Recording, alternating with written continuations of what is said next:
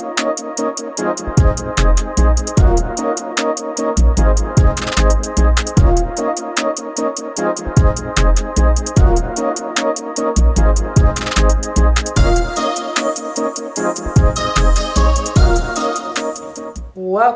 to For the Common Good with host Juanita, a show where we inform, inspire, and empower our communities, our businesses, and people just like you. I'm excited about the show today because on the show today, we're talking about shaping discomfort into self-confidence. And that's something we all need to hear. And we have the perfect guest to talk to us about that today. Saadia White is the CEO of Eyes Wide Open, empowering people globally. She's also visionary and founder of the Generational Survivors. Please help me welcome to the show, Saadia. Welcome to the show, Saadia. Thank you. Thank you for having me, Juanita. I am so excited that you're here on the show talking about a topic that's so important to all of us. Absolutely. Absolutely. I want to hear more about your organization, so tell us more about Eyes Wide Open, empowering people and generational survivors. Oh my goodness. Eyes Wide Open, empowering people globally. That is my baby. After I retired from law enforcement, I had a disability retirement. I didn't know what I was going to go into. And I was actually in a hospital, and God downloaded to me that you need to be doing something with your purpose and your passion. What are you passionate about? I'm passionate still about helping people. Wow. So although I couldn't remain on the police force, there was another door, another opportunity that opened for me, and I had to pivot. And in the hospital, Eyes Wide Open came to me, and it was first just Eyes Wide Open. And I said, well, you know what? This is going to go global. We're going to take this on a global level. So Eyes Wide Open, empowering people globally. And what I'm doing is I'm providing resources for the homeless, for battered women, training classes, workshops for women, children, men of domestic violence, sexual assault, child molestation. So we're hitting on all those topics. I'm a huge advocate for mental health, and that's where my passion lies with the mental health community, also the battered woman community, also the youth. The youth. So Eyes Wide Open is hitting on all of those different areas that are very vital for our communities as it stands today. And then, of course, it would be Generational Survivors. That was birthed out of Eyes Wide Open. Wow. So that was a term that I coined, Generational Survivors, as a individual or individuals growing up in a home that they bared witness to one parent or another in a domestic violence situation, and it also might have occurred with them. So that child bared witness to that parent being in a domestic violence situation, and oftentimes that child is also a victim of the same circumstances. And then when you grow up into it, oftentimes you wind up in a relationship much like I did. I watched my mother come from an abusive relationship, and then I wound up in an abusive relationship. Yeah. Right? It was like a vicious cycle, but not for me. Mine wasn't physical, mine was mental. Because I said to myself, well, I watched my mother get brutally beaten. I'm not going to go for that. So I didn't understand that just because I wasn't in a physical domestic violence relationship, that doesn't mean that I wasn't in a domestic violence relationship. It was more mental, financial. So it took me years to kind of understand where I stood and what I was going through. So all of this kind of forms a circle together with Eyes Wide Open, empowering people globally, and Generational Survivors. Oh, this is so exciting. And you talk about examples of uncomfortable situations, because you said that people are in uncomfortable situations at times. And, tell us more about that. What are some examples of uncomfortable situations? Okay, so here's what I mean. when you're in an uncomfortable situation, oftentimes we get complacent in our uncomfortability. We normalize it.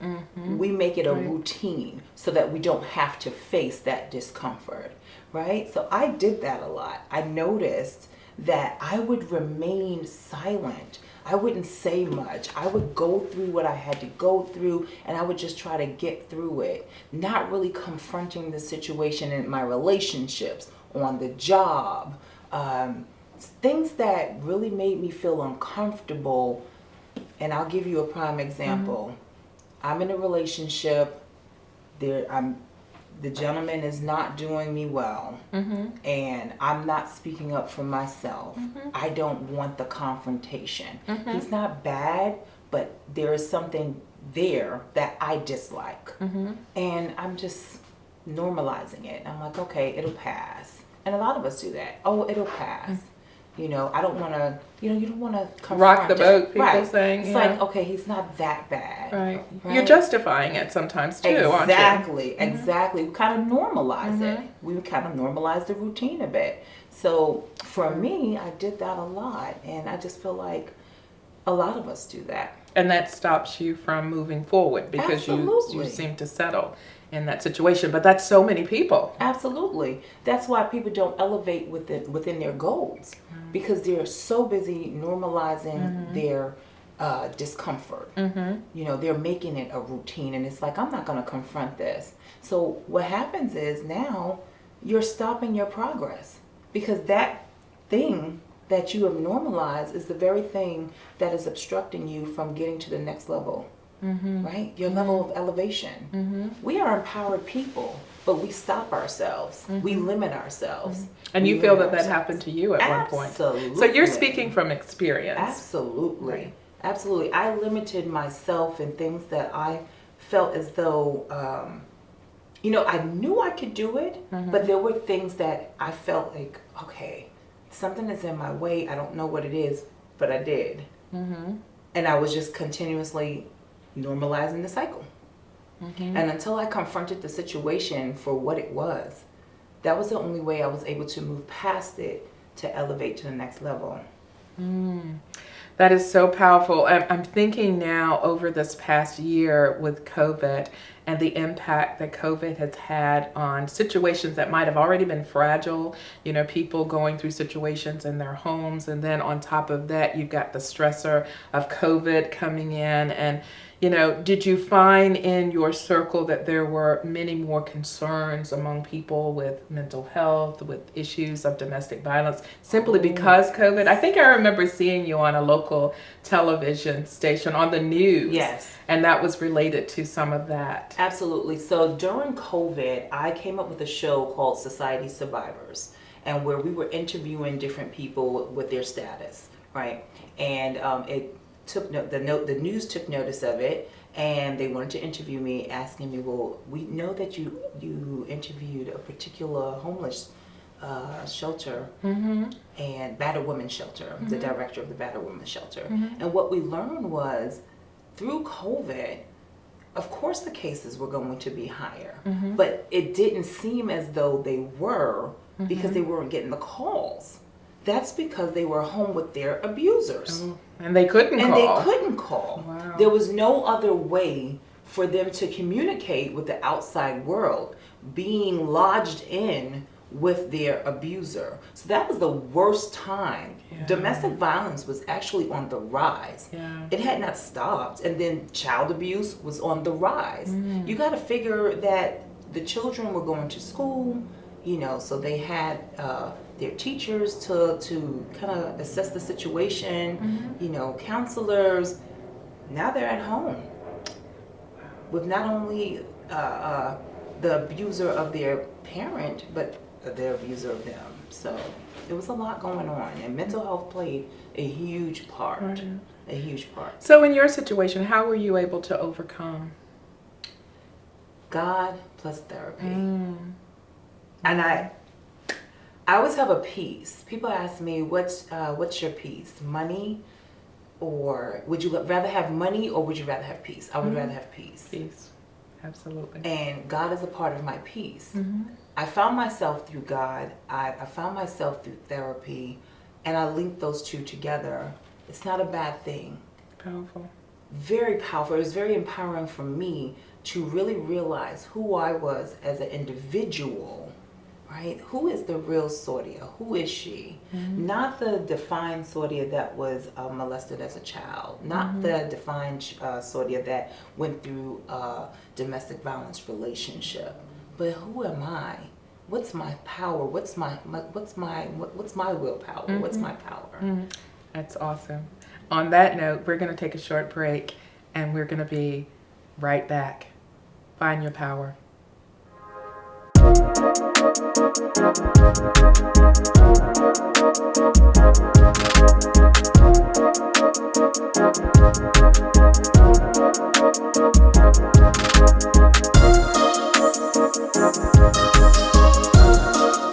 Welcome back to For the Common Good with Juanita, and we've been talking to our guest today, Saadia White, and we're talking about shaping discomfort into self-confidence and overcoming adversities. And Saadia is talking about her own personal life. So I want to know more about Saadia, how you were able to, someone looking at you now would think, oh my God, she's got it all together. She's always had it together. And you say to that? Oh no. Absolutely not. Absolutely not. People, and it's funny because I was at a relative's house and I was kind of discussing some of the things that I do now. And she said, hooked on drugs. I was hooked on drugs, prescription drugs. So I was a serious opioid So you know addict. what this opiate crisis is doing to people. Absolutely. Wow. Absolutely. I was a serious opioid addict. My self-esteem was very low at one point. Very, very low. I had to really climb through and navigate my way through the waters. And I was in a very dark place at one portion of my life, especially after I was told that I can no longer be a law enforcement officer, because for me, I loved helping people, especially those women and children who were in need. So that was my purpose, and I ordained that my purpose. Like, I'm going to be a superhero. I'm going to save each and every person. Obviously, that did not work out when I went into the field. Totally different situation, but however, I did my best to do my best, with my passion. But once I was told that I would never work as law enforcement again, I actually hit rock bottom. Oh, I can imagine. Yes. That's when my opioid abuse addiction started. I mean, my doctors weren't talking to one another, and they were giving me multiple narcotics. So it was really hard time for me and my family, because they had to watch me go through it. And I didn't go like most people go into a rehabilitation center. I didn't go into a rehabilitation center. My sister's a doctor. My sister actually came in, assessed what medical I was taking, what pills, and she said, you're not taking this, you're not taking this, you're not taking this, you're not taking this. It was too much. I had like a lunch bag full of narcotics. And once she did that, I actually went cold turkey, and I went through my withdrawal process on my own, and with God at my feet.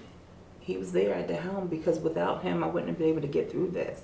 I'm telling you, it was a period. It was a real dark, long period, but I survived. I had the willpower, and I definitely have family support. But that's really shaped who you are today. Because if you can get through that, you can get through anything. Absolutely. Absolutely. And I was diagnosed with a mental health condition, and I speak about that sometimes, not all the time. So a lot of people, when they hear me say that, they're like, what? I was diagnosed with bipolarism, and I don't know when all that struck, but my doctor said I've had it for a very long time. That's why I had the highs, and that's why I had the lows. Oh, wow. So, but I don't let that define who I am. Me being diagnosed with something is not the definition of who I am. So it goes back to really knowing who you are Absolutely. and an understanding that. And a mindset. Changing your mindset. Absolutely. And not letting other people define you. That's right. Because people will try to define you or put you in a box. Put you in a box. Absolutely. I've had those people come into my life, but I had to realize that those people were not good for me. And my circle is very small. I mean, tight, very small. I don't have a lot of friends. And it's not probably because I can't have them, but for me, authenticity is my reality. Exactly. I love it. I want to talk more about what you do professionally, because you were out there, on TV, being interviewed. Talk about your professional life and what that's like. Oh my gosh. So honestly, Juanita, I thought once I lost my job, I had to retire early, I thought the doors were closed forever. But those many opportunities have come from that one door being closed. God has purposed me as an author. I've written a comic book, The Amazing Amazon, which is my empowerment comic book. I've written about generational survivors of a generation unheard. So all of those are already published. I have a new comic book coming out. I am a mindset self-development trainer. So I'm dealing with clients who have issues of mindset. Their mindset is not right. And when your mindset is not right, you cannot elevate. If you're constantly, your self-talk is negative. And people will say, well, I know I need to talk more positively, but it's about more than that. It's more than that, yeah. It's definitely more than that. So I work with clients on a daily, professionals, on a daily, people who are in the government positions, who really have a challenge because they've been faced with trauma. You understand? And sometimes they can't even realize the place where they are. Absolutely. And sometimes they don't know how they got there. So for me, I always go back to, and one of the questions I ask my clients is, have you ever experienced a trauma in your childhood? Because sometimes they don't even think that it's linked. They don't even know that that's what's hindering them from moving from point A to point B. So as an author, mindset self-development trainer, I'm a community advocate for mental health and domestic violence, so against the domestic violence and human trafficking. I sit on the board for Crusade and Outreach Ministries as the corporate giving director. I wear many hats. I love my work. I am also a lead facilitator for Runways to Life trauma group. So you are busy. Yes. And I want to hear more about that. And I want to hear too also how your experience has really impacted what you are able to do now and how you have been able to help so many people. So for me, I've always been one who wanted to help. I've always been, that was my passion. I want to help. I want to save lives. And I felt like in a way that I didn't have a superhero to save me from what I went through as a child. And I wanted to be that superhero. So in turn, I became one. Yeah. Hence, Amazing Amazon. Amazing Amazon. She was birthed out of me. And it was just like the doors opened up and was like, that light. And I said to myself, if you made it, there are many like you who will hear your story. Yeah. And it's not about someone feeling sorry for me. I don't want anyone to feel sorry for me. I have been purposed with this life. There was a purpose for your journey. Yes. Yes. Absolutely. There's strength in your struggles, and I say it all the time. So for me, I'm able to touch people who don't feel like they can surpass what they've been through. You are more than what you've been through. Absolutely. Oh yes. More on that than your note, struggles. You are more than your struggles. On that note, we'll be right back. Don't you go anywhere.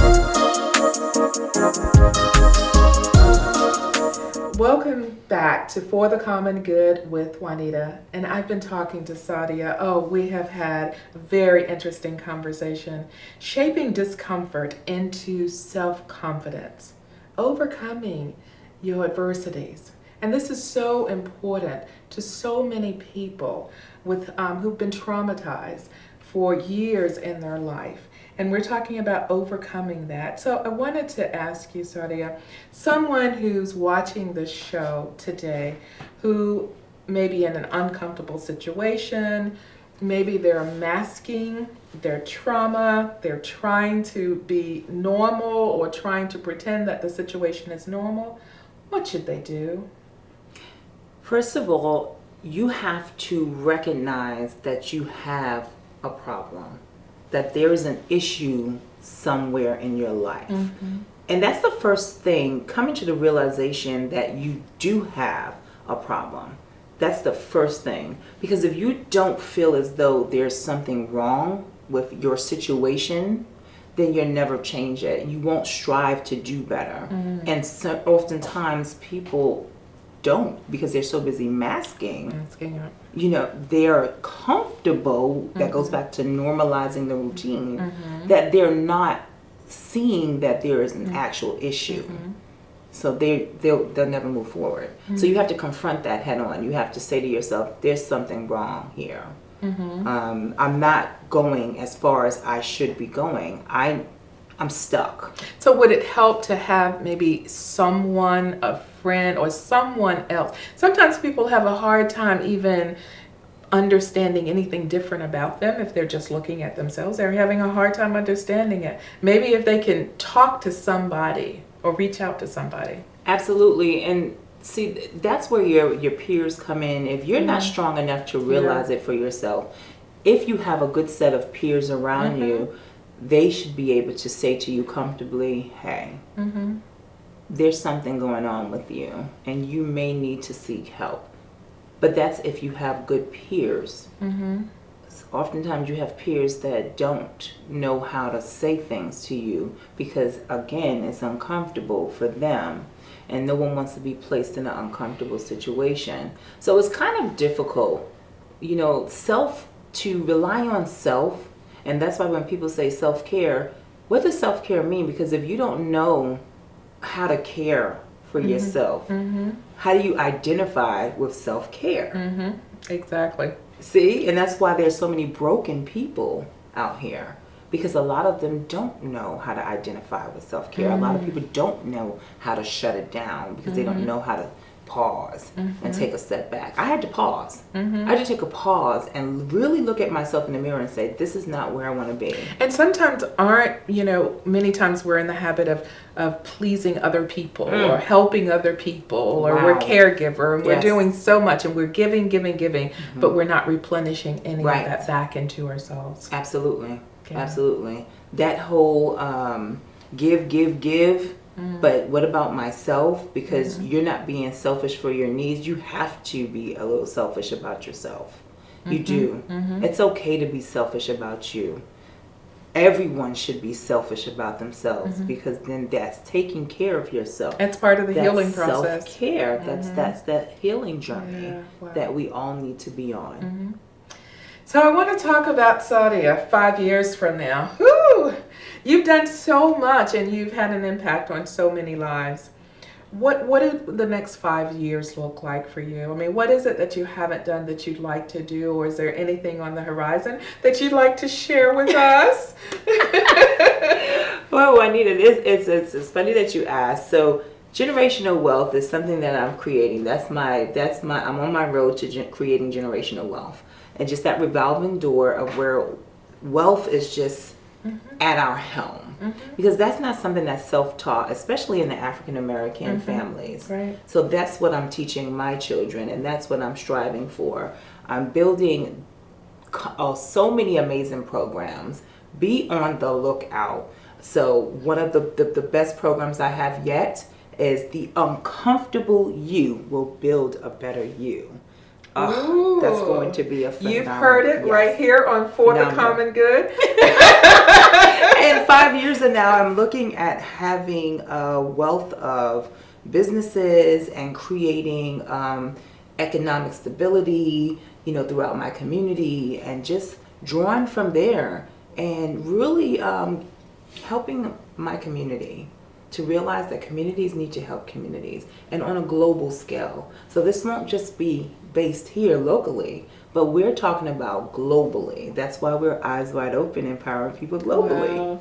And I love that mindset and the vision. And that's what it really takes Yes. is vision and working together.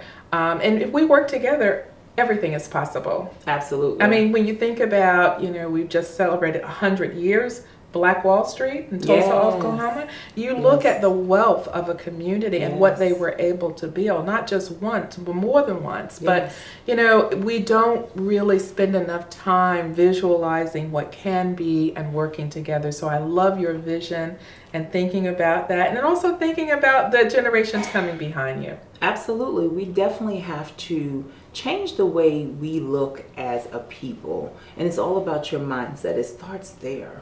Because you can really ascertain anything you want. It's at your feet. You have to work hard for it. Hard work does not come easy. But you have to, Oprah didn't become a billionaire overnight.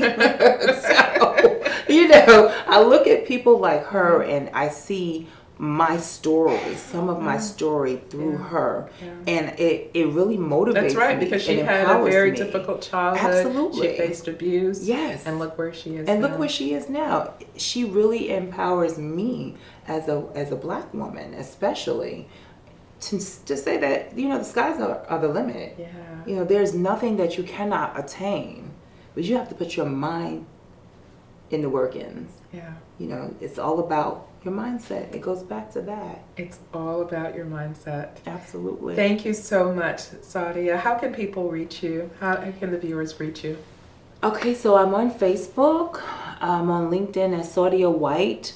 The Amazing Amazon, AMAZINE, and that's Amazon. Generational Survivors, which is also on Instagram, Facebook, and LinkedIn. Generational Survivors with an S at the end. And again, Amazing Amazon. I'm on Facebook, Instagram, and LinkedIn, also Twitter. So all social media pages, you can find me if you type in that name, Saadia White, or Amazing Amazon with an E at the end, or Generational Survivors, you will be able to find me. Oh, and thank you so much, Saadia, for sharing your journey with us and your Absolutely. success with us, and we wish you all the best. Thank you for having me.